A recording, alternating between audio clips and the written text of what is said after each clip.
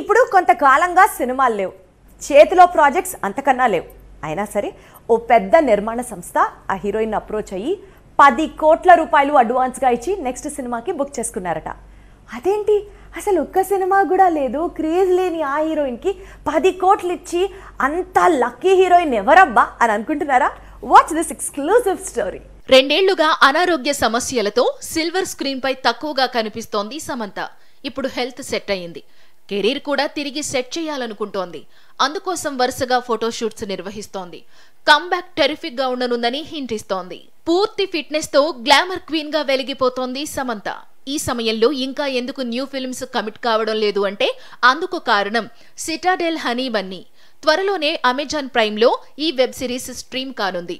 Once prime లోకి ఈ web series వస్తే తన కెరీర్ నెక్స్ట్ లెవెల్లో ఉంటుందని శామ్ ఎక్స్పెక్ట్ చేస్తోంది. ఈ వెబ్ సిరీస్ లో నటించేందుకు సమంత అక్షరాల 10 కోట్ల పారితోషికం తీసుకున్నట్లు సమాచారం. అదే నిజమైతే మాత్రం ఇండియాలో ఒక వెబ్ సిరీస్ లో నటించేందుకు ఈ స్థాయి రెమ్యునరేషన్ తీసుకున్న ఏకైక కథానాయికగా సమంత పేరు రికార్డుల్లోకి ఎక్కడం ఖాయం.